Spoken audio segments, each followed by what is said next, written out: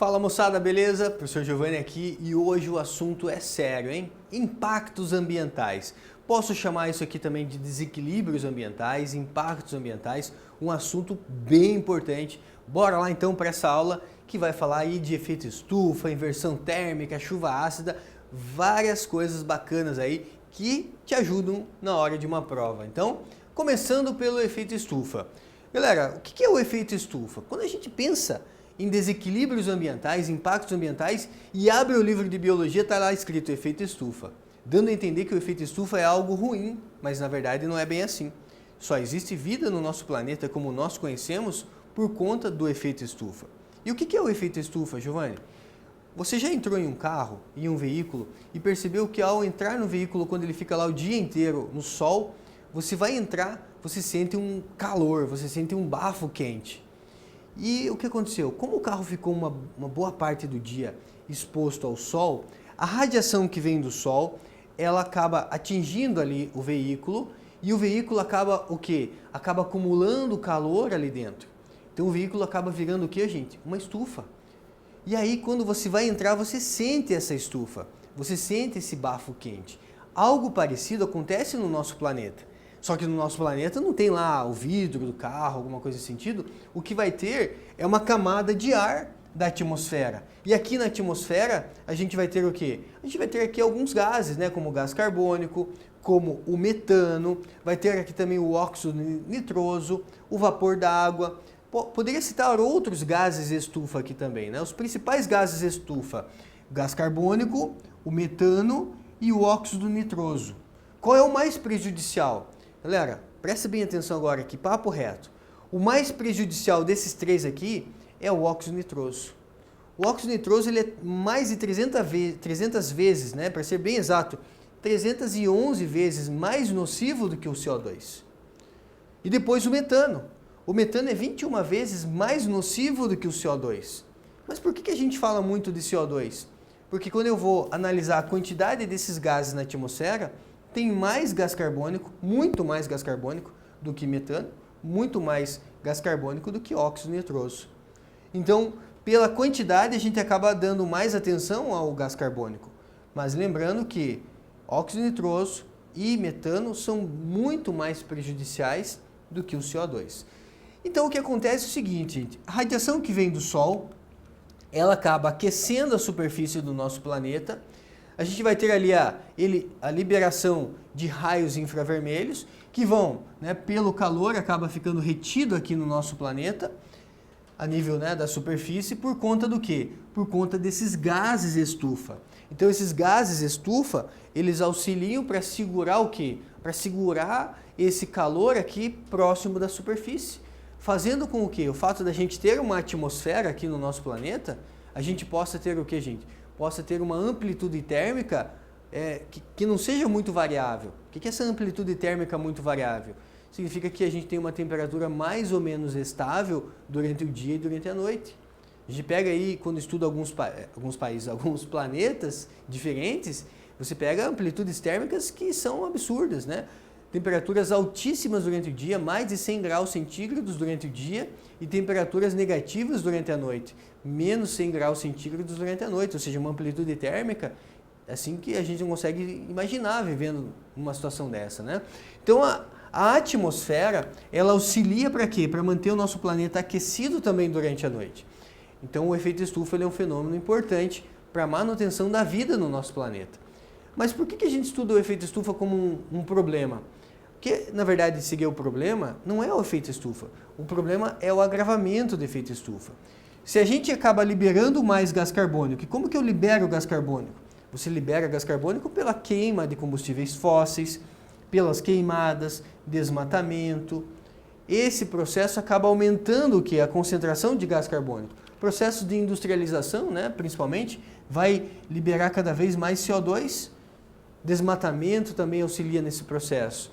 Então, quanto mais gases estufa a gente acaba liberando, mais calor, teoricamente, a gente acaba segurando a nível de superfície. E aí a gente tem o quê? O agravamento do efeito estufa pode levar a um aquecimento global. Então o agravamento do efeito estufa pode levar a um aquecimento global. Exato. E é isso que a gente considera, então, um impacto ambiental. o agravamento do efeito estufa, certo? O segundo impacto ambiental que a gente vai estudar hoje, normalmente a gente fala camada de ozônio, mas também não é correto falar camada de ozônio, porque só existe vida no nosso planeta como nós conhecemos também por conta de existir uma camada de ozônio que vai ser responsável por filtrar aquela radiação ultravioleta mais nociva. E a radiação ultravioleta mais nociva, então, não chega até a superfície. Então, como eu poderia definir esse impacto ambiental? A destruição da camada de ozônio. Então, a destruição da camada de ozônio é um impacto ambiental aí. Ou posso considerar um desequilíbrio ambiental. E aí a radiação que atinge o nosso planeta é uma radiação menos nociva, que a gente ainda precisa utilizar um protetor solar, uma proteção, por conta, né, que ainda chegam alguns raios que podem causar câncer de pele, podem causar ali problemas sérios em relação à nossa saúde, né? Mas nesse caso a camada de ozônio, a função dela, gente, é funcionar como um filtro. E essa camada de ozônio, ela está em qual altitude? Mais ou menos em torno de 20 a 35 quilômetros de altura aí, né? Então, mais ou menos 25 a 35 quilômetros ou 20 a 45, às vezes varia um pouco dependendo da localidade, né?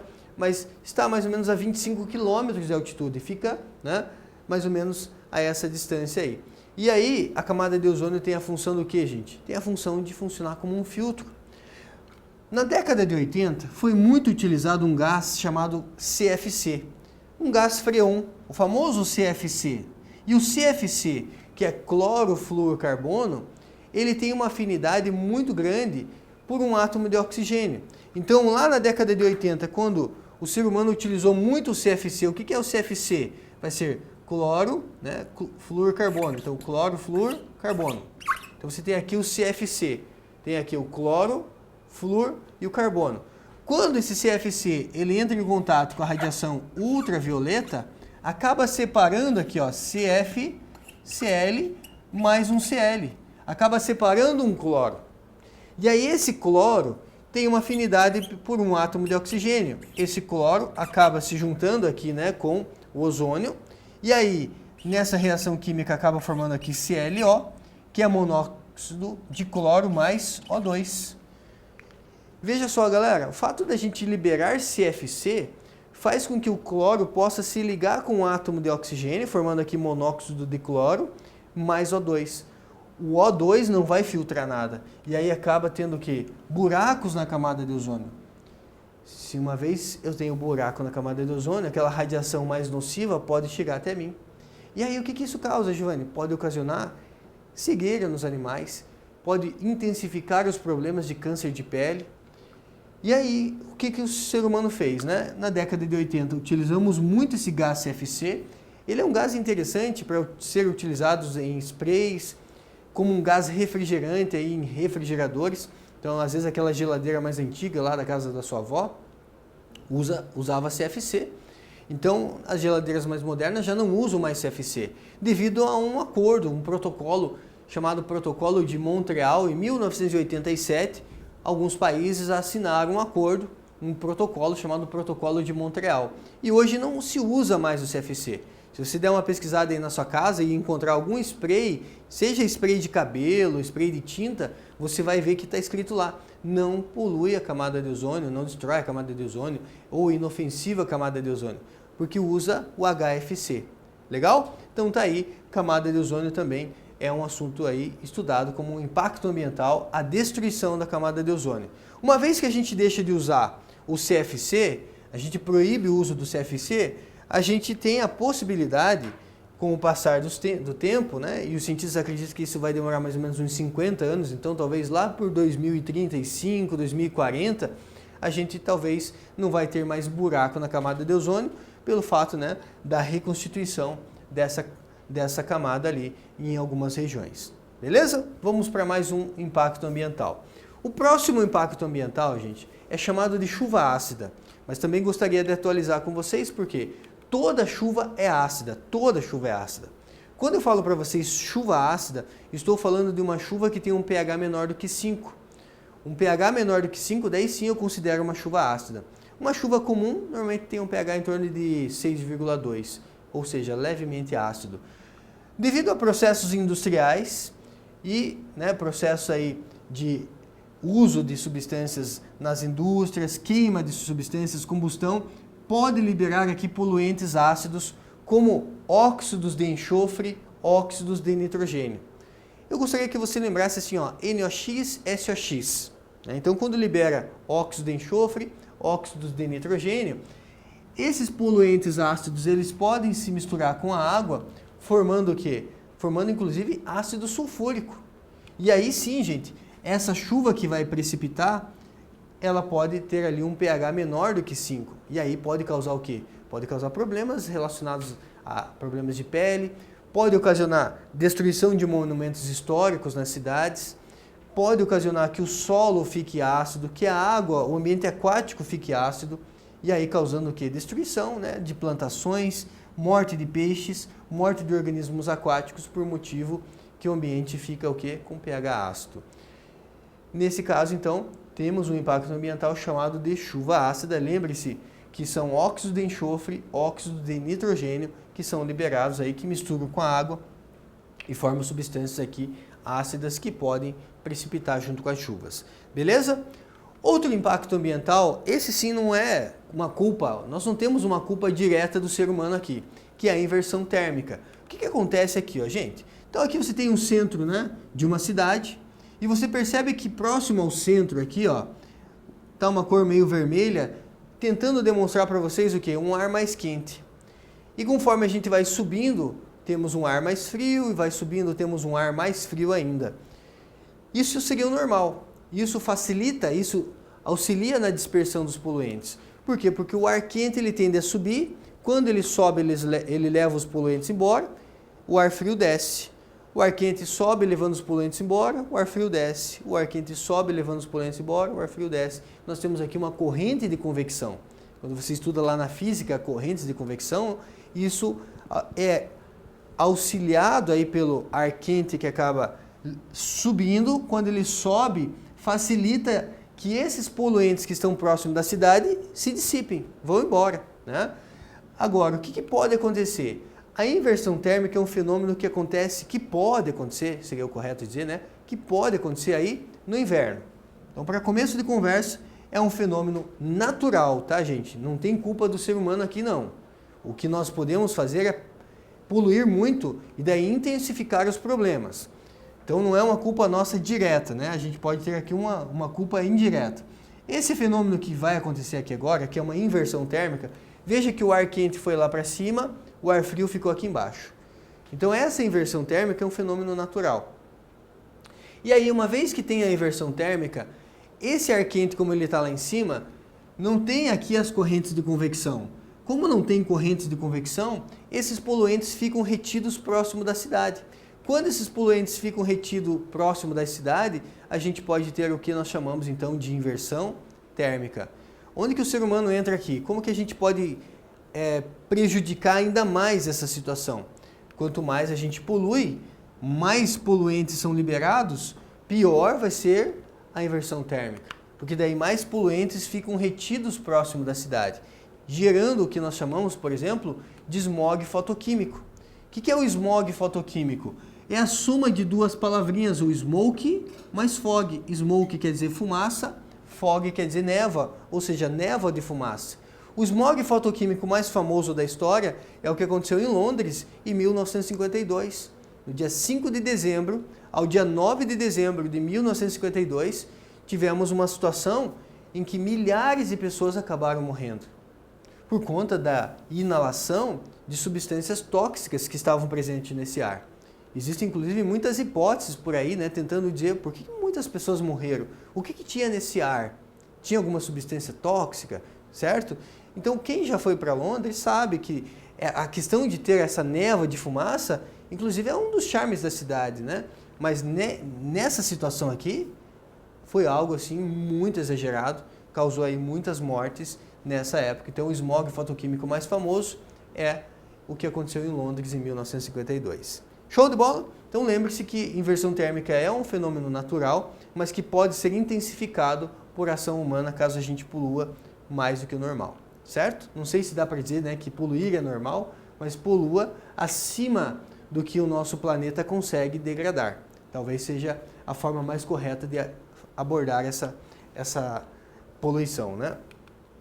E para fechar, gente, temos o monóxido de carbono. O monóxido de carbono, ele é liberado devido a uma combustão incompleta. Toda vez que você tem uma combustão incompleta, libera o quê? Monóxido de carbono. E os nossos glóbulos vermelhos, as nossas hemácias, que tem lá uma proteína chamada hemoglobina, a hemoglobina, ela tem uma ligação instável com o oxigênio. 98% do oxigênio que circula pelo meu corpo, ele está circulando ligado à hemoglobina. Agora, se tiver monóxido de carbono aqui nesse ar, o que pode acontecer, gente? A hemoglobina ela tem uma afinidade química muito maior pelo monóxido de carbono e ela vai preferir se ligar ao monóxido de carbono. Como a hemoglobina acaba se ligando ao monóxido de carbono, eu acabo tendo o quê? Uma perda de transporte de oxigênio significativo no meu corpo. E isso pode causar o quê? Inicialmente tontura, mal-estar, podendo levar o indivíduo à morte, uma morte por asfixia. O problema do monóxido de carbono é que ele não tem cheiro, ele não tem cor. Então, se tiver monóxido de carbono aqui nessa sala, eu não sei se tem ou não. Eu simplesmente vou sentindo um soninho, tontura, um mal-estar e de repente isso pode levar o indivíduo à morte. Então, uma dica, se você tem aquecedor a gás na sua casa, é importante fazer manutenção preventiva pelo menos uma vez por ano. Chamar um técnico para ver se não tem vazamento. Ou você pode comprar um aparelhinho que custa muito barato e esse aparelhinho você só liga ele e ele vai dizer para você se tem vazamento de monóxido de carbono na sua residência. Você liga, ele tem 3 LEDs, um verde, um vermelho e um laranja. Se acender o verde, quer dizer que está tudo ok, não tem vazamento de monóxido de carbono na sua residência. Se acender o amarelo, significa, olha, tem um pouco de vazamento, melhor chamar um técnico. E se acender o vermelho, corra se der tempo. Né? Se acender o vermelho, significa, tem aí vazamento de monóxido de carbono, né, na sua casa, então é importante chamar um técnico o mais rápido possível. Um processo de reflorestamento pode contribuir diretamente para a diminuição do quê? Para que auxilia o processo de reflorestamento? Quando você faz um reflorestamento, as plantinhas que estão crescendo, elas vão fixar muito carbono e isso nós chamamos do que, gente? Nós chamamos ali de sequestro de carbono. Então, a alternativa que vai estar associada a esse reflorestamento vai ser: consome gás carbônico durante a sua respiração? Não, durante a respiração libera o gás carbônico, então falso. Fixa o nitrogênio atmosférico em suas folhas? Não, planta não fixa nitrogênio. Libera o oxigênio durante sua respiração? Não, durante a respiração consome oxigênio, mas sim sequestra um carbono durante a fotossíntese. Então, sequestro de carbono é essa fixação do carbono aí durante a fotossíntese. Absorve metano durante a fotossíntese? Não, metano não é absorvido durante a fotossíntese, então falso. Mais um para fechar. Um estudo da Universidade Federal de Minas Gerais mostra que é possível reduzir muito os arrotos das 211 milhões de cabeças do rebanho brasileiro. Com melhor pasto e suplementação alimentar, o gado engordaria mais e mais rápido e passaria menos tempo arrotando. Qual a ideia, né, de você monitorar esse arroto do gado? Vamos entender. A redução da quantidade de arrotos pode ajudar a controlar o aquecimento do planeta, porque diminui a emissão do que, gente? O arroto do gado, o pum do gado, né, libera o que, gente? Libera metano. Então, a alternativa correta aqui é a letra B, que fala do metano. Então, assim, ó, de onde que vem esse metano? Metano vem do arroto do gado, do pum do gado. O arroto vem a partir de lixões. Um lixão a céu aberto libera metano. O metano vem também da plantação de arroz. Então, a plantação de arroz pode liberar aí metano e isso é significativo, certo? Então, tá aí. Impactos Ambientais 1. Daqui a pouco, né, eu volto com a próxima aula falando de Impactos Ambientais 2. Até mais, gente. Um grande abraço. Tchau, tchau.